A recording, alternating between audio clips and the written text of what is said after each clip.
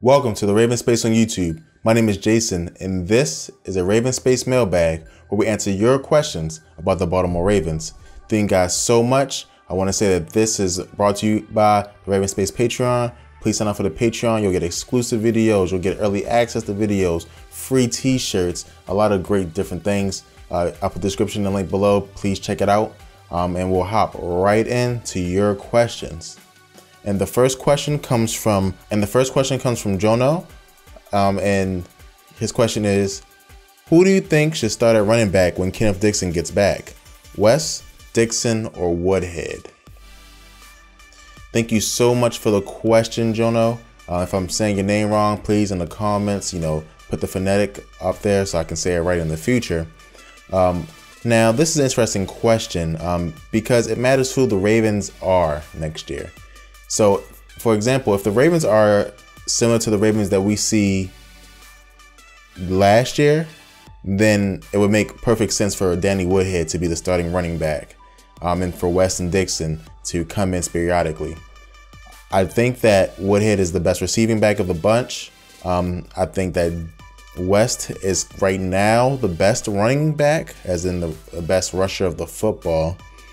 But I think that Dixon has the most potential and he better fits an aggressive style offense. So what I mean by that is if the Baltimore Ravens want to run the ball, they want to be aggressive, they want to push teams around, you get Wes Dixon because he's a tackle breaker. He takes contact and keeps on going.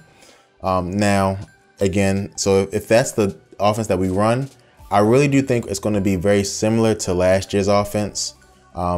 It's because of who our offensive coordinator is. And he's going to want to pass the ball. I really do believe that. He's going to want to run it to keep the defense honest. So with that being said, I think Woodhead should be the starter, and I think he will be the starter later in the season. Now, if Terrence West performs great, then he'll stay the starter. But I really think Woodhead has a inside track on the job. Even though Terrence West is leading right now, I think Woodhead has a straight away chance to get the job if he just plays the way he knows he can play by being a great receiving back and also being able to get some rushing yards along with that. Now, I'm not saying that Woodhead is the best out of the three, but I think he just fits the type of style that Marty Morningwig wants to run. I truly do believe that.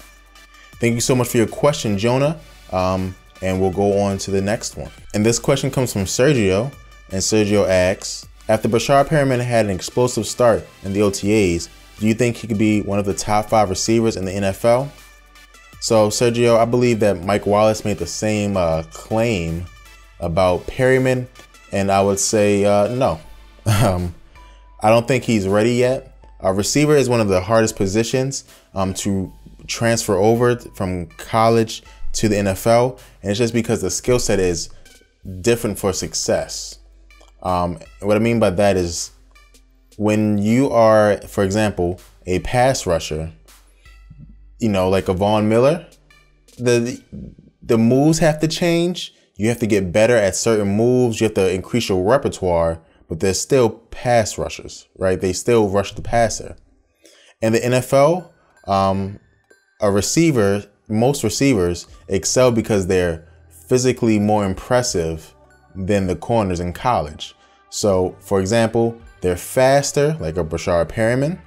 They're bigger, like a Mike Williams, who just got left this year. They seldom run better routes. And you see that the receivers who actually do run the best routes end up being the better receiver in the end.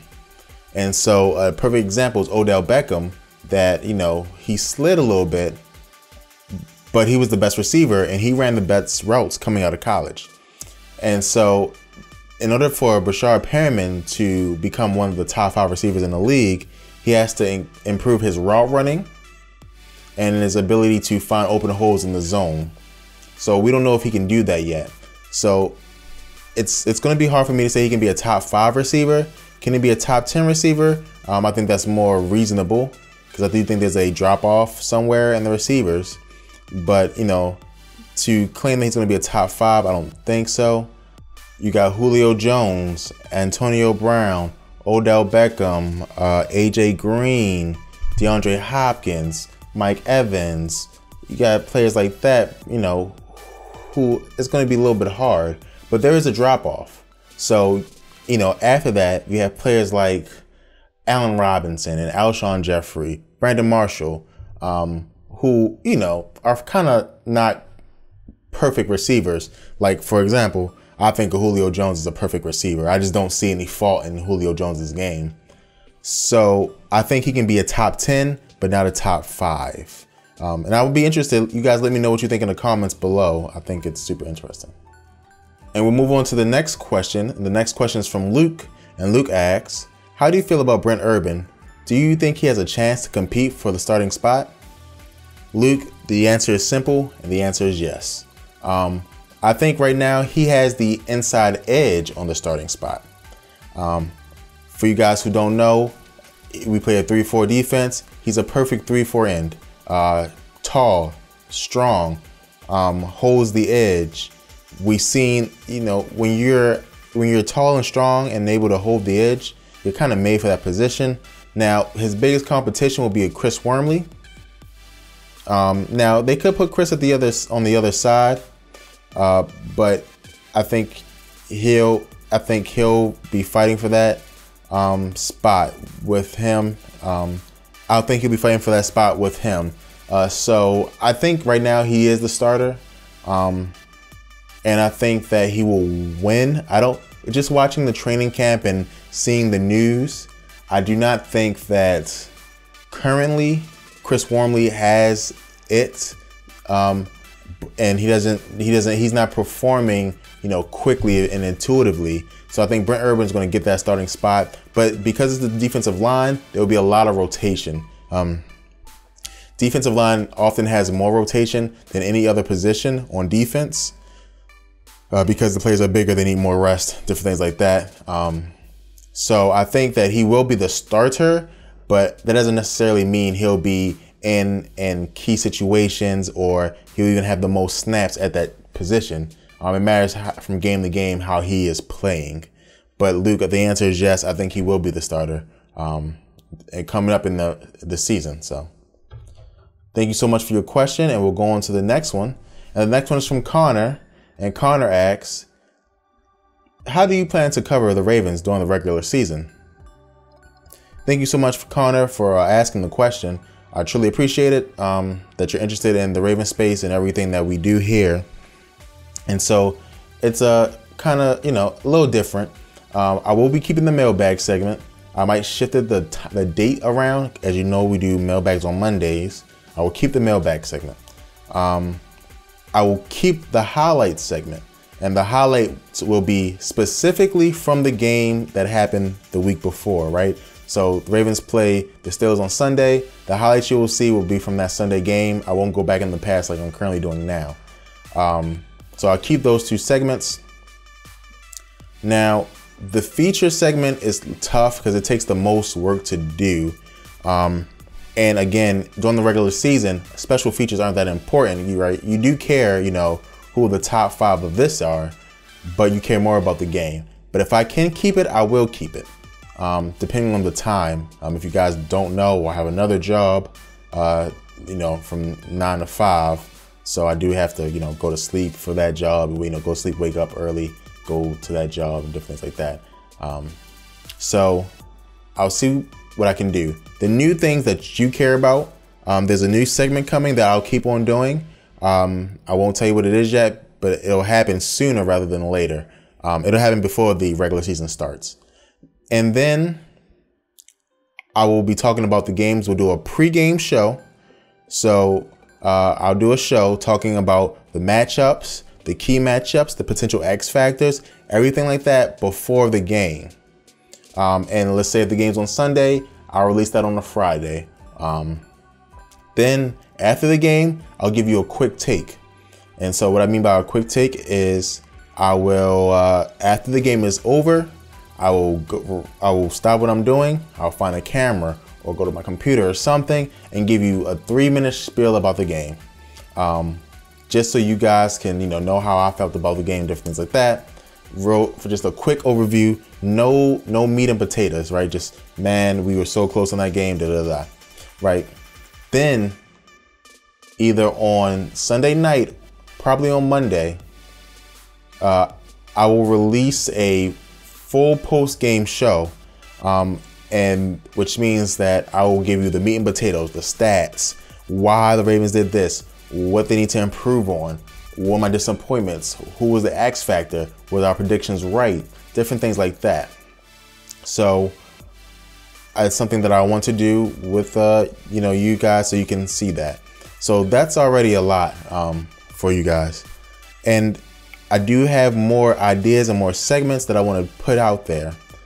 Now, if I am able to grow this channel in time for the regular season, I'll be able to bring someone on to go to the games, interview fan members, different things like that.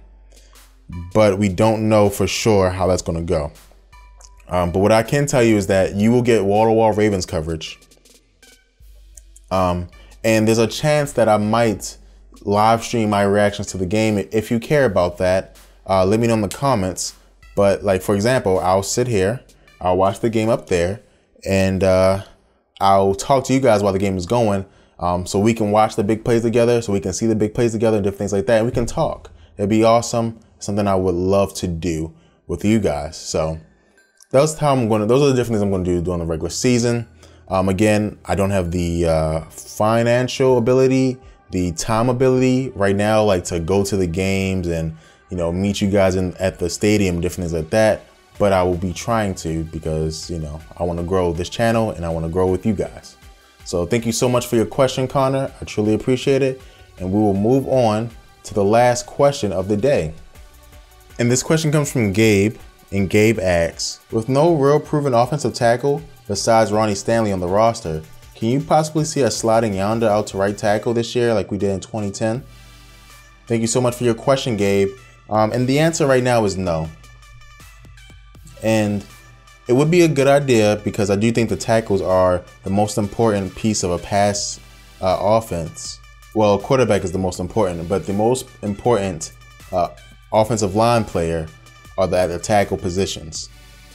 However, because the most important running offensive lineman is the guard, I think that they'll keep him there. Now, it matters who they have confidence in the most. Do they have confidence in James Hurst or John Urschel? Because that's who they had in the starting lineup. So I think that, the left tackle, left guard, and center positions are pretty much a lock unless a free agent comes. But it's hard for me to see us going and putting Yonder at right tackle, because I do think that we want to be able to run the ball a little bit, and Yonder is so good at that at the guard position. Also, Yonder will help out a center who's never played in the league before as a starter. So I think that they'll keep Yonder right there to help anchor the run game. Thank you guys so much for watching. Please subscribe to TheRavensSpace on YouTube if you're not subscribed. And please send in your mailbag questions to TheRavensSpace@gmail.com. It's in the description below. Check it out. I want your questions. I'll either put them on Mailbag or on RavensSpace Daily. So you should watch both, because your question might show up. Thank you guys so much, and go Ravens.